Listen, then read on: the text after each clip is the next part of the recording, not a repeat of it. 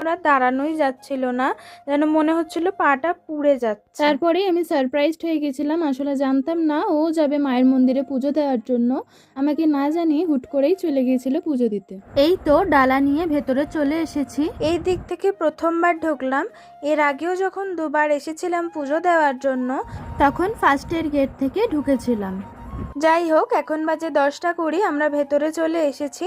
এখানেও প্রায় বেশ কিছুক্ষণ দাঁড়ানোর পর আমরা সবাই মিলে ভালোভাবে পুজো দিয়ে দিয়েছিলাম। এর আগে দুবার গেছিলাম, অনেক ফাঁকা ছিল, কিন্তু এবারে ভীষণ ভিড় ছিল।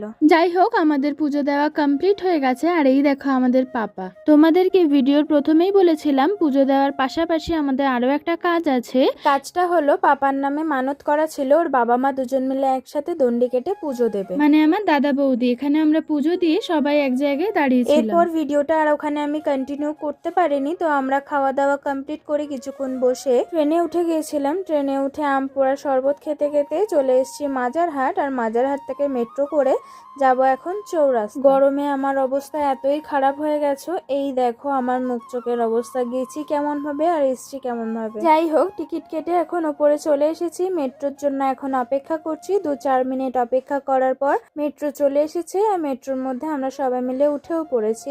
এবার মেট্রো থেকে নেমে আরো একটা অটো করে তারপরে যাব বাড়ি।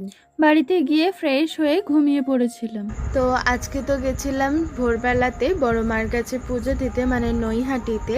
আর আমি ওখান থেকে বাড়ি ফিরেছি 4:45-এর দিকে। তারপরে এসে আমি ঘুমিয়ে পড়েছিলাম। ঘুম থেকে এখন উঠেছি হচ্ছে 7:45 বাজে। আমি এখন বেরাবো একটু রেডি হয়ে বাইরের দিকে। তো তোমাদের সাথে বাইরে গিয়ে আবার দেখা হচ্ছে।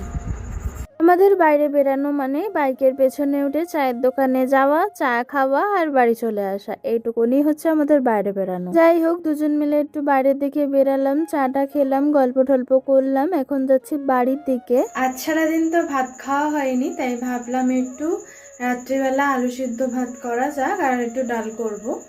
তো আজকের মতন এইটুকুনি। আমার ভিডিওটা তোমাদের কেমন লাগলো অবশ্যই একটা কমেন্ট করে জানিও। আজকের মতন টাটা।